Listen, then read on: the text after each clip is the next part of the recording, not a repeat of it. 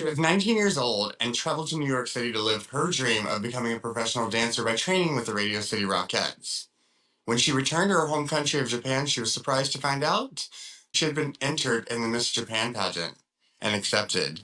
After that, the story that happens is not only remarkable, but almost unbelievable. She's now one of the most famous women in Japan and has become an international star, a model, and quite simply the queen of the universe. Hi, I'm Christopher Dean, and this is my podcast, NameDropper.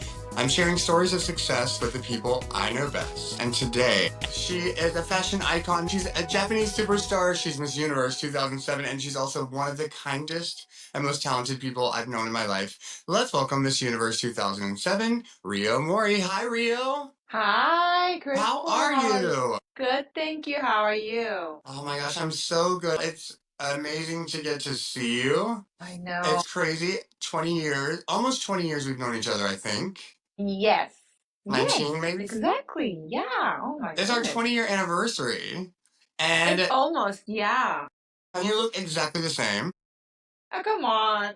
Oh, thank you. You're so sweet. Thank you. Well, you do have a young child now, so I'm sure that there's a little more pressure on you than before. Yeah, I have 3 years old daughter. Yes. I never thought of you as a child because you were 19, you were very mature, but I have quite literally seen you grow and take on this responsibility, Yeah. and it's just so incredible. So I want to share your story with everyone.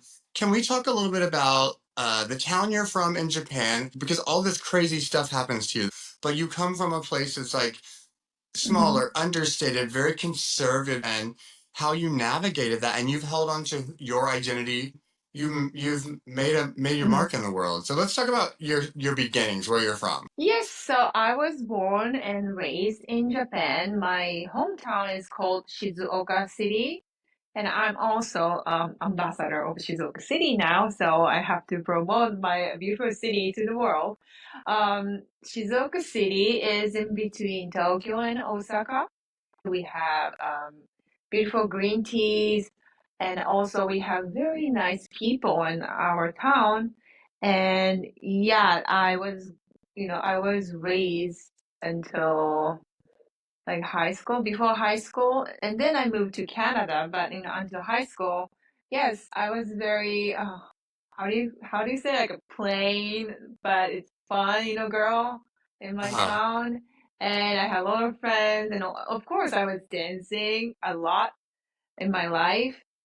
But I only have great memories back then, and I really like to talk about my city and to a Hmm. lot of people in the world since I'm an ambassador. So Yeah, and I think yeah. that you felt like you were simple and plain, but a lot of us were like that when our passion is dance. Like that's all we really want to think about is like getting in there and doing our thing. I Mhm. don't think you were ever someone who wanted to dance to be a star. You dance because you love it, the way it makes you feel. Yes, my mom was my teacher. She's a dancer. She's still dancing. It's Hmm. amazing.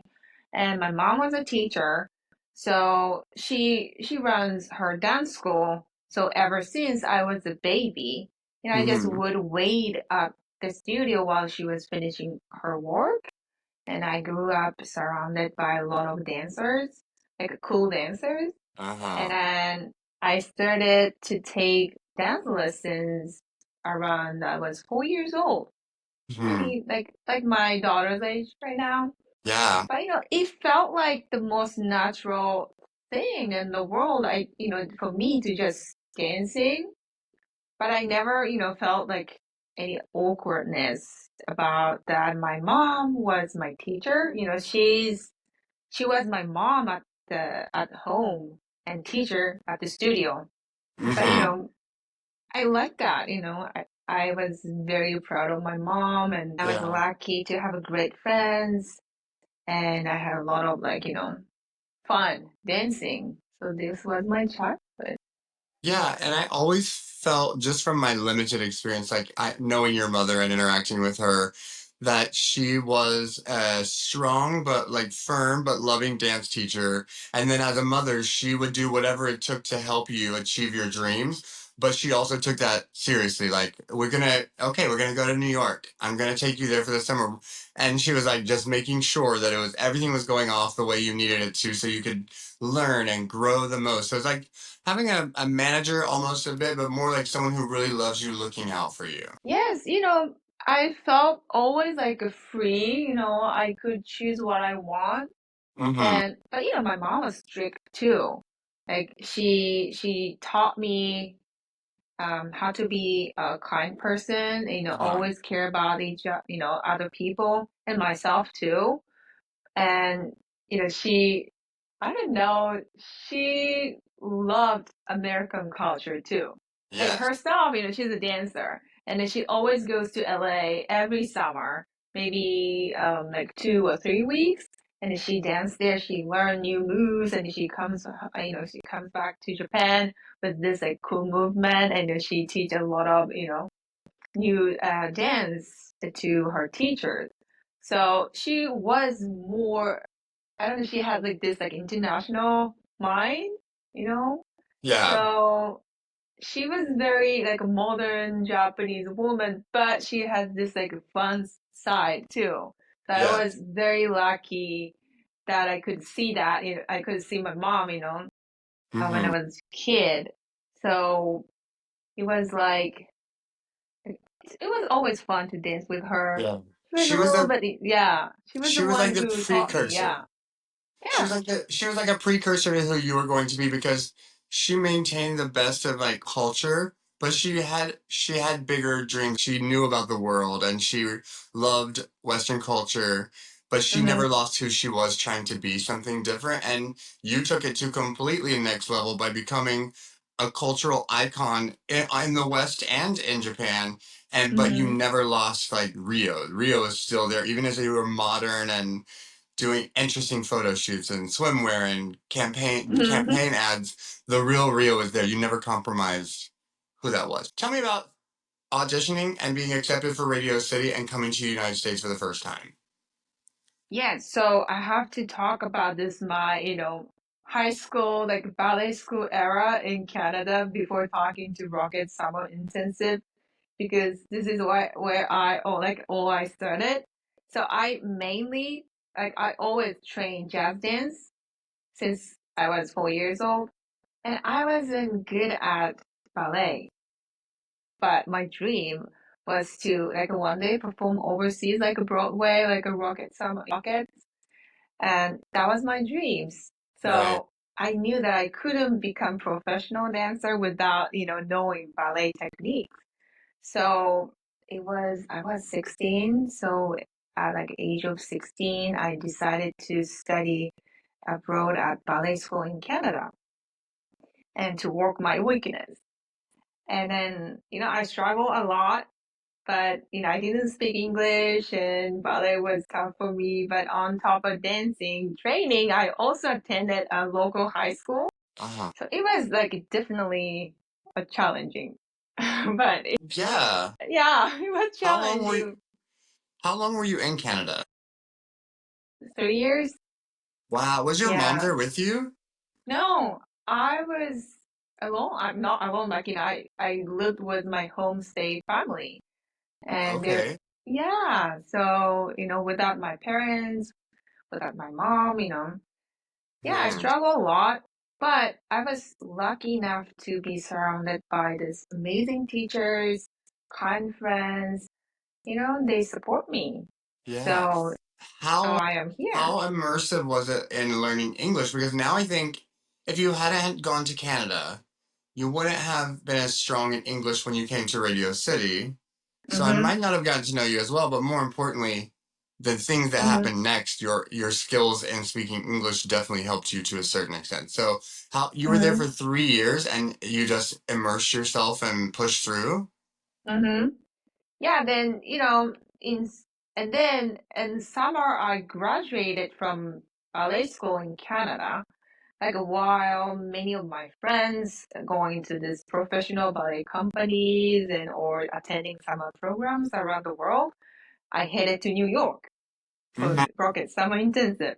And I think the audition was like held in the winter time, I believe. You auditioned live, right? Yes, I yes, was I there. I did. think I was there when you auditioned. You were there? Yes. Oh my Because God. when you auditioned for the summer program, Yeah, you auditioned in New York. I did. Yeah, I Yeah, auditioned I in was New there York. for It the was audition winter. because we selected everyone from that audition. The executive producer, who's Judy Ludovico, Yes, and yeah. myself would take the form. The Rockettes would adjudicate everyone, and then we would take the forms and look at them, and based on scoring, and select everyone. So we selected you from that audition. You might not remember me at the audition because I was running around doing everything, like all the administrative stuff.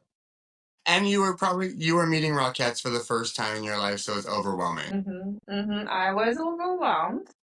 I And we flew we from only had a Toronto. couple of live auditions every year. We would do one in New Yeah, York, one in Nashville, and like one in LA. And then we would select everyone from those auditions, and then video auditions, and that's how we would choose the few people who would come every year to the program. yeah, because since I was living in like kind of Toronto, Hmm. so I could just fly out to New York. It took like hour or Uh-huh. so. And I'm like, why not? I want to go to New York. I want to meet the real Rockets. So I decided to flew from Toronto to New York. And then it was my first time in New York. I loved it. I Yeah. loved it. It was cool. It was amazing. And then when I got the acceptance like email, like a Hmm. letter, I was over the moon. Like I didn't, I'm I remember I hugged my mom and then we cried together or something. I We love were that. so happy. Yeah, That's I funny. was just happy enough that I could go to New York and see real rockets. And it was like, oh my God, I'm just happy now. And then Yeah. I got in and I was over the moon, like so Yeah. happy. It's funny because that was my job, was sending out the emails, and then Ah, yes, so yes. I would have been the one who sent the email to everyone who was accepted. The funny part is that you were so excited to be accepted. I was there the year it started. I was the first ever Mhm. like head counselor. There were only like 40 people, but it grew every year. And the reason why I remembered you immediately is because you were the first person internationally who applied for our program and got accepted. We never thought it would be that big. And then all of a sudden we're like, we have our first Japanese student. Like Yes, I remember someone, you say yeah, that. no one from any other country had come. By the time I left, we had like 700 kids every summer, and they were coming from Wow. everywhere in the world. But you were the very first international student at Radio City, and I was like, this is so unbelievable. Someone's coming all the way from Japan to train with us. So Oh it's my amazing. God. It's That's amazing. amazing. Yes, I remember you say that and it was like a Radio City actually. Hmm. Like you guys took us to the tour of the stage and I remember that. Oh my God, this is a real Radio City, like music Hmm. hall. Yeah. This is amazing. And then we could actually use that like a studio. It belongs to Radio City Music Hall. Huh? We rehearsed in the Remember? Rockettes, Yeah. the large and the small hall. Yes. Yeah, Yes.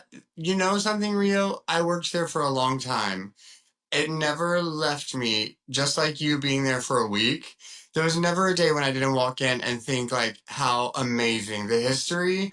Just Mm-hmm. I went to the stage door anytime I was there, like Frank Sinatra and Mm-hmm. Marilyn Monroe and John F. Mm-hmm. Kennedy, and so many famous people came through those doors, and it was the place where I worked. So when I walked Mm-hmm. into the room, I knew in that room so many shows had rehearsed, and then the Backstreet Boys had been in there, and it Yes. didn't matter if it was modern, present, current. History, the walls of the whole building going down the stairs are lined with photos of famous Mm-hmm. people, Yes. and Yes. there's an apartment in the building, so sometimes we would just go to the apartment, and it's Yeah. where the original Roxy Rotherfeld used to live in the building. And you could go into his apartment and then go out on the balcony and stand outside and look over Radio City. And sometimes we would just go there, and I would just remember the history. Like I never took it for granted. I never didn't realize Mhm. how Mhm. big the history was. So Mhm. Yeah. amazing. It's just amazing.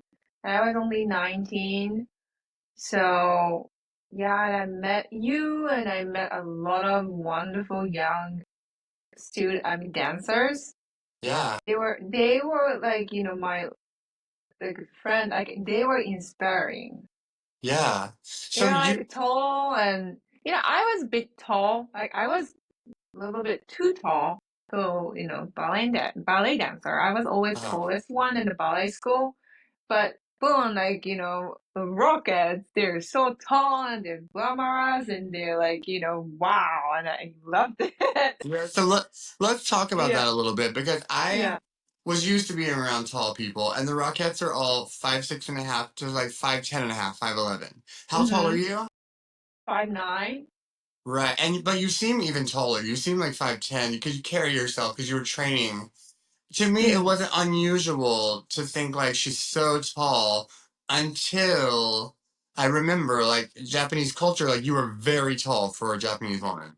Yes, I was And that always must have been tall. hard in ballet because they wouldn't say you're too big to be a ballerina because you were very small. You have a small frame body, very small, like a model, but like you were almost too big for ballet. Like I had the Mm-hmm. same thing. I could do it because they need men to be tall, but women, even in America, if you're over like 5'7" or 5'6", you're too tall to dance as a ballerina most of the Mm-hmm. time. Mm-hmm. Traditionally. So did Mm-hmm. you feel just like you were have this monster size, extra size body in a world where you needed to be small? Yes, yes. Like, I was always like a tallest one in Yeah. Japan, of course, in ballet school. Then yeah, I felt when I went to the studio for the rocket intensive, and I felt like okay, this is where I belong. Uh huh. Everyone's so tall and they they don't care about the height. They kind of proud, They celebrate to it. be yeah, their height. I'm like yes, finally I can stretch myself. Yeah, and Yeah, a lot of people who are on the less tall side, shorter people think that they have the disadvantage because the clothes don't look the same on them, or like, oh, tall people just look like, but they don't understand that for tall people, a lot of times they don't want you. We take up too much space on yeah. stage. The costumes are more expensive to make. You have to Mhm. match people height wise, and it just traditionally in entertainment and on television, people are a lot smaller. Like they're Mhm. smaller for television, Mhm. and so you always feel awkward until you go somewhere like Radio City and you find like Mhm. your people where we were all Yeah. tall. Everyone there is Yeah. so tall, and then you become very very proud of it. And I never thought about that until you came back to New York later. That I'm like, she is so tall. It must have been so interesting to see her in a beauty pageant at that Yeah. height. And finally, Yeah. it played to your advantage because of the lucrative prize of like modeling contract and chances to pursue the beauty world and fashion. Mhm. Mhm. So Yeah. I love this part of the story. I remember you telling me a million years ago, but we are together at Radio City, and you were almost like the miscongeniality of the students because everyone was fascinated to meet the international student, and you just had a quiet way of making friends with everyone. Yeah, I made a And lot of friends. Yeah. you did, and your mom was there, like being a watchful eye, and she was so sweet and never overstepped boundaries, but made sure you were where you need to be. And Mhm. then you left, and I was like, "Oh, I hope I see her." I was thinking she'll come back, like in a year, and audition, and we'll see if we can get her, or maybe she'll come back next summer for Mhm. the summer, because some people would do multiple years. Mhm. And time went on, and then you didn't audition for the summer program. And I Mhm. didn't know why. Mhm. And on the first day of the summer program, a year later, we had a group of women who were coming back for their second time, Yeah. and they were your friends. Yeah. So I'm at the music hall, and they're like, "Has Rio called you? Like, it's so exciting. Everything that's happening." I'm like, "What happened to Rio?" And they started telling me the whole story. And it came as a complete shock to me because I just didn't know. And they're like, I'm like, is that why she's not here right now? And they're like, she can't be here this summer. She's in this universe. Oh, And I somehow did not know. I did not. And then they're like, Rio is in this universe. And I'm like, what are you talking about? That's not even like, that doesn't even seem like her at all. So let's get into that part because yeah. this part is so heartwarming and so the origins of it are so beautiful to me. So you come back from New York City Mm-hmm. to Japan, you go to Japan, Mm-hmm. Yes. and then you find out that you're going to be competing in Miss Japan. Yes. So this is very like a funny story. So Yes. I finished summer rocket summer intensive, and I was so happy. I was confident, and like, okay, I'm gonna move to New York. I'm gonna be a real rocket. But it was a summer, and you know, I didn't have anything to do. Then, okay, I have like, back in Japan, I should do something. And I talked to my grandma, like, what should I do? And then she said, well, you've done a lot of dancing and you're still dancing. Maybe you're gonna be dancing in the future, but why not? Like, why don't you try something else, like something new that make you like more grow and learn Hmm. new things? And she's like, why don't you try for Miss Universe pageant? Like, what is that? What is Miss Universe? And I think in my grandma's era, this Miss Universe pageant was huge. It's still big, but Yes. back in like 1950 something was huge, and it was like such a compliment for women back then. And she's Yes. like, "Why don't you try Miss Universe, like the biggest pageant in the Like world?" starting with Miss Japan. Yeah, so you gotta start with Miss Japan, but after you winning Miss Japan, you can compete world pageant, the I biggest love pageant. I love that Yeah. your grandmother's mindset was like, try to win Miss Universe. Yes, not, yeah. But I'm sure she was like, it would be so prestigious for you to win Miss Japan. Like, what an honor to be. And because the reason why it's so prestigious to her at her age is because there's only been one other Miss Japan who won Miss Universe, and that was Yes. in like 1952 or something. Yes, yes. I 50 think that's years. why. That's why my grandma was talking about that. She was You stuck on know? it. She was like, Yeah. I need you to break the curse and become. Second Miss Universe from Japan. Yeah. Yes, and what was really crazy to me when I was going back and looking at and reminding myself the story, the year before you, Miss Japan almost won. She got first runner up, and she didn't Yes. win. And Japan was so disappointed because they got so close. So Japanese close. culture is very supportive of people they have competing in Olympics and pageants. Mm-hmm. They Mm-hmm. really want you to do well and they're really pulling for you. And Japan was like devastated when the first runner up didn't win. So then she crowned you as Miss Japan. Mm-hmm. Then, So, so can we? I want to make sure I tell everyone the best part. Your grandmother was a huge part of your life and impacted on you. Correct? Did she yes. live with you? Yes. I lived with my grandparents. Like, I was, yeah, almost like raised by my grandma too. I think this Hmm. is our culture. Nowadays, it's a little different, but in Japanese culture, we have a big family. We like live with grandparents, grandkids, a big family. Like, everybody raising everybody. It's like Hmm. our culture. Yeah, so my grandma is yeah, huge part of my life. If she didn't tell me to just try and go for it, I would never do that. I would Yeah. never try And any pageant. I feel like I remember you telling me a long time ago you didn't agree to it right away. So she just entered your stuff into the pageant without telling you. Like she put it together and was like, we're gonna send it in anyways. Like she just kind of told you like, let's go, we're doing this. Yeah. She's Yeah, like, because it wasn't yeah, your just let's go. Yeah, it was like that. Okay, let's go. Let's do it. so she wanted it almost more. She definitely wanted it more than you did. She was making Mm-hmm. it happen. She manifested it and like got you Mm-hmm. entered. And Japan is different from like USA because we have a state. You win your state, then you go to Miss USA. Right.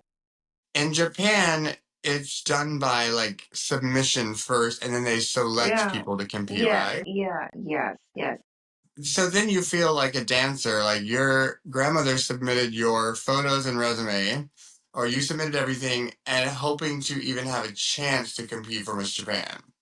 Mm-hmm. And then they call you and say, yes, you want to compete. Yeah, because of the year before me, Miss Japan was first runner-up. So Right. close. So everybody wanted to do it in Also, it 2007. was having a resurgence. Like it was like, I heard that 4,200 girls applied for Miss Japan in 2007 because of the Miss Japan 2006 was first runner-up. So everybody wanted to try. And And you just happened to be applying that year because that you had had the yeah, conversation with your grandmother. yeah. So I didn't know it was like, And then like it was most competitive. Yeah. from that, I didn't know that many people competed in Miss Japan, to be honest with you. I mean, Miss USA is like 50 to 70 girls in each state, and we had 50 states. So that's only 2,500 people that compete every year for Miss USA from the beginning to Miss Hmm. USA. And you're talking about 4,200 women who submitted. That's what I heard. And then, the first cut was top 100 out of 4,000, almost 4,000 girls. Top 100. 100? Yeah, 100. And then what happens? They just call you and say you made it to the top 100? Yeah. And then what happens? What do you do then? Submit more So, things? yeah. So I was going to New York after summer.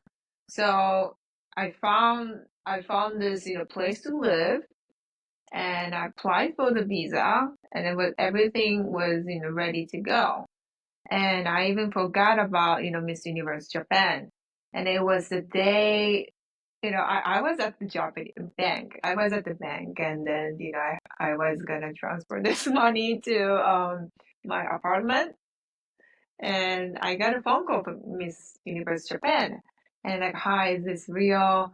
You made it to top 100, so you have to come to Tokyo tomorrow. And I said, what? Tomorrow? Yeah, tomorrow. And So I'm okay. I'm sending money to my, apartment in New York. And they're like, just stop. Don't do that. Can you just stop for a minute and hold that and come to Tokyo? We gotta have like, in-person interview. That's what they said. the first thing you do is an in-person interview. Yeah, it Yeah, was in you've never person. done a Yeah. pageant. No, You've never modeled in a swimsuit. You've no, never put on an evening gown and modeled. You've never answered an onstage question.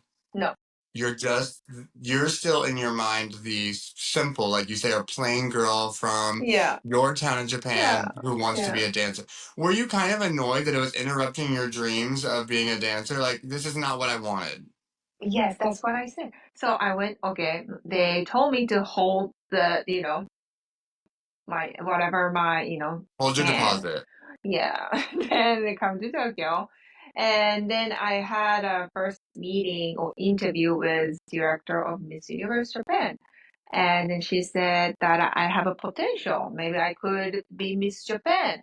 And I told her that my dream is to become a rocket and I want to go to New York and I want to be trained by professional, teachers and blah, blah, blah.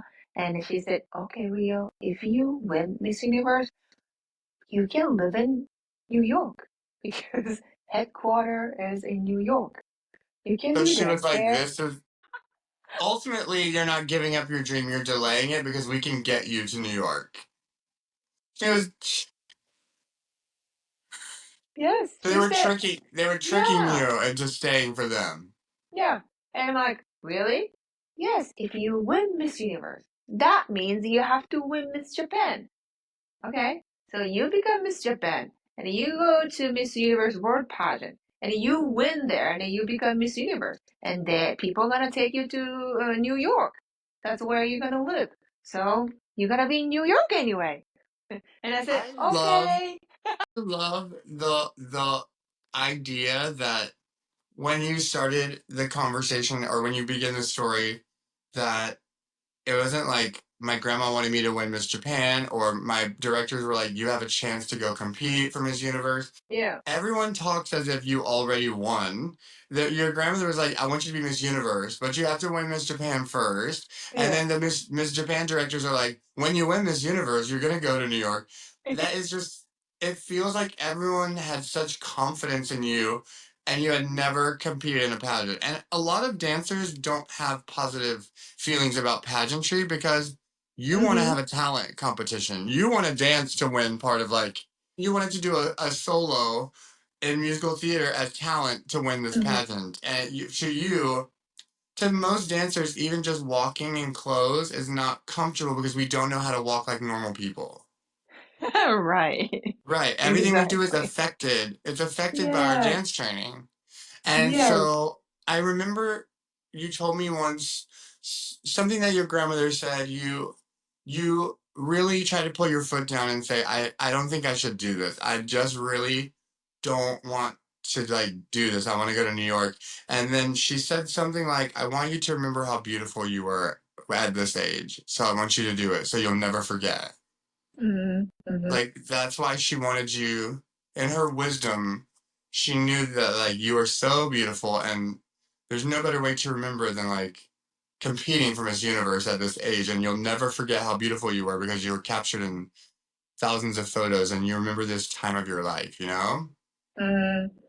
Like, I feel like, I always meet right people in the right timing. And I really appreciate that, my grandma, my parents, my directors, you, my friends. I feel like I'm so lucky. I'm just so blessed, Yeah. you know? Yeah, and how do you wrap your head around the idea that I know how it felt to be from a small town and want to go to New York and dance? That's huge, and it's very scary, and you're alone, but you're brave, and you're taking a risk. But Mm-hmm. what you were agreeing to do is on a different level of like scary alone, of like it's an unknown territory for you to compete in a pageant Mm-hmm. but you were trusting everyone around you and you just went for it. Like, no matter what you felt like on the inside, you were so Mm-hmm. courageous and just dove into it. And it's this shy, quiet girl from a small town, but you were Mm-hmm. like a lion when you were on stage. Like, it was like you had no fear. You were not, you Mm-hmm. never seemed nervous. And you just did it. Like, oh, what? Like, it's a big deal. It's fine. Mm-hmm. I think because I danced a lot, I learned a lot of discipline from dancing. My ballet school, I did dancing, like dance abroad, and my parents weren't there. I was struggling, but I have to figure out by myself, and that made me very independent and me strong. So Mm-hmm. in this pageant, I was able to adopt new environment and situation. I mean, thanks to dancing. Because of that, I could, fight through it. Yeah, yeah, yeah, yeah. Yeah. So many women when they compete in pageantry, especially at that level, you Mm-hmm. can tell who has no training, who is like doesn't belong there, kind of because there is you have to have something or a signature look or a polish, or you look out of place. And you never Mm-hmm. looked out of place. In fact, you're known as like one of the top five best walkers to ever win Miss Universe because you were iconic and you made, and we'll get to that later but Mm-hmm. you not only fit in, you were so different that it moved everyone in the room. And you made an impression. You know what I mean? And so you just did it. And you just so after they tell you you're in top 100, you do the interview. Yeah, What was so the I next did an step? interview. You don't get the apartment in New York. You do the interview in Tokyo and then you go back to your town. So, you talking about Miss Japan? Yeah, yeah, yeah. The Yeah, yeah. process of because Miss Japan is very different from Miss USA. I Mm-hmm. mean, Yeah, yeah. it's different. Yeah. So I did a top 100. I made it to top 100, and I had an in-person interview with director. And then after that, I made it to top 50. And if you make, in top 50, finally we had like a press conference for the media. This is Miss Universe Japan top 50 this year. And I think it was my first time being on like magazines or as a top 50 finalist, Yes. and we did a press conference, and also we had a training. I trained to like learn how to pose and walk like a model or pageant. So they take you like Miss Japan boot camp, and they help everyone prepare for the competition. Yes, me, like my first time doing this, I had no idea what's going on. But we had same like a walking coach, like a posing coach. And but I always, learn dancing. I'm good at like learning. So I learned quickly. Did And yeah. did the walking coach? Because you still always kind of did your own thing.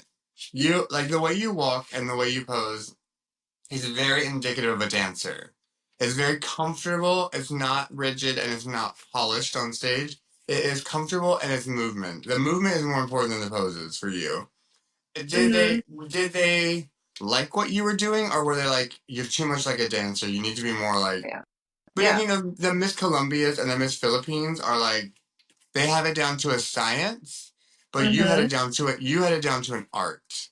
And it's Mm, very different. The way you walk from the way like Pia or the way the lava mm, walk, mm, they're two different things. And you're both are special, but like I wonder if the walking coaches were like, you're not gonna win if you walk like this. Because in America they would have told you don't do that mm-hmm. on USA stage. You're not gonna win USA. They would have Mm-hmm. been wrong.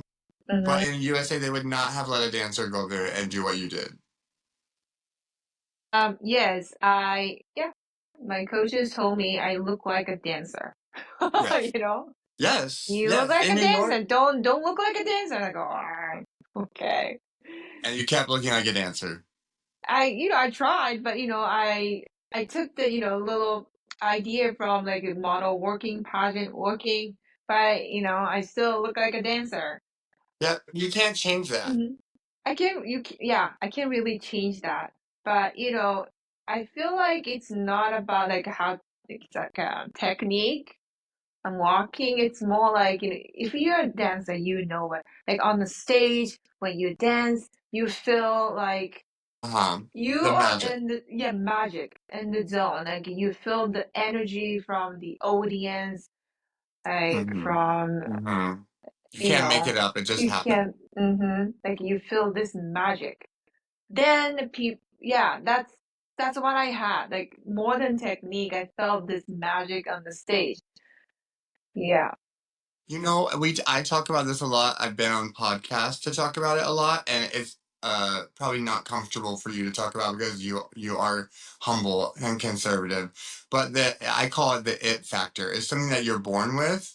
Even if you didn't want to be at the pageant, when you step out on stage with the audience and they're cheering for you, that whatever they're giving you, you're gonna all of a sudden give it right back to them and start performing. And that's like what brings us joy is the Mm-hmm. feeling the applause and the energy, and then that energy we know how to translate it into what the audience wants. Mm-hmm. And then you give a performance because you can feel what that they want you were there.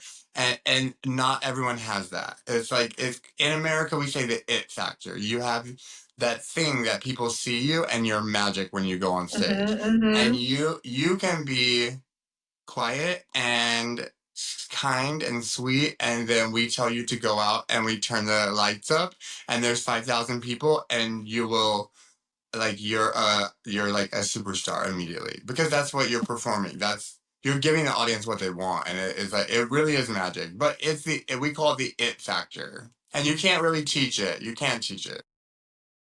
Exactly. Wow. You Yes. just you So, said you just said it everything I wanted to say. Yeah, so that's how I felt on the stage the night of, Miss Universe pageant in Mexico. That's how I felt. People taught me that I look like, plain. I look plain, like, just ordinary girl from, Japan. And then I look like a dancer when I walk. But, I worked so hard to get there. But at the end on the stage, it just felt the magic. So hmm I can't really teach people that, yes, no, you can't. people, You a have lot it of or people you don't. ask me, yeah, a lot of people ask me how I did on the stage, like what. what was the trick or what is the secret of winning. I can't really explain because I just felt the magic out there, It's you because know? you weren't using techniques to perform. You were Mm-hmm, like expressing the best sides of you, and the best sides mm-hmm, of you have been trained to be a dancer, and you were genuinely feeling happiness in that moment. You love what you were wearing. You mm-hmm, felt confident. You felt beautiful, and you felt like the audience was there to be with you and mm-hmm, not against you.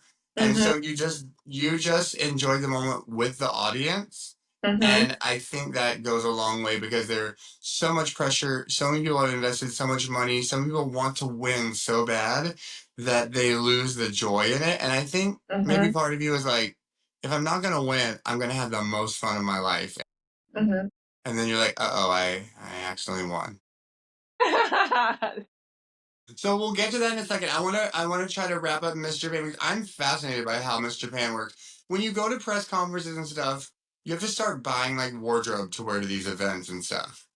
How We do you also, know yeah. what to wear? What are you wearing? And were you then getting nervous? Like, am I gonna wear the right thing? Am I dressing right? Like, I don't know how much you cared about fashion or clothes before that, but even caring about fashion and clothes is different in pageantry than it is in everyday life. So yes, I liked fashion, but I wasn't, good at like putting clothes together. So my director used to scold me like, Rio, what are you wearing? I'm gonna burn your dress. Yeah, it's because you're a dancer. Like everything you choose, every Yeah. dress you choose can go over a leotard and tights so that you can Yes, wear. They don't understand that when you're exactly. dancing, you don't care what you look like because your hair is in Yeah. a bun every day, no makeup, and you go to class and then you go home sweaty and we Yeah. don't dress up. And when No, you we do dress don't. up, you put your hair in a bun and put on some makeup and like, Yep. and so you did the press conference top 50 Mm-hmm. Top and now, 50 and and, then and, top 25 after that. and what do you do But for top 25?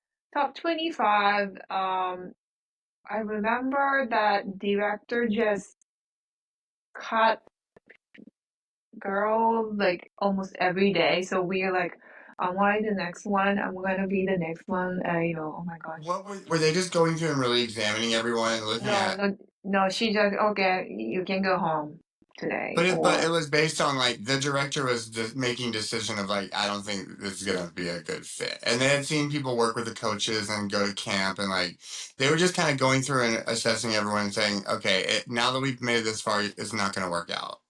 mm, I think director were like looking for a girl who can be Miss Universe. That means you have to be beautiful. You have to be beautiful.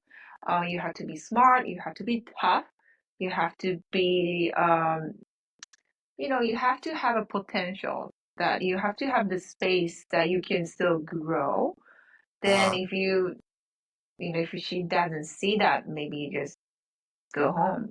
So they I don't want to was, waste your time either. no, no. So, our director was pretty serious about Yeah. winning Miss Universe from Japan.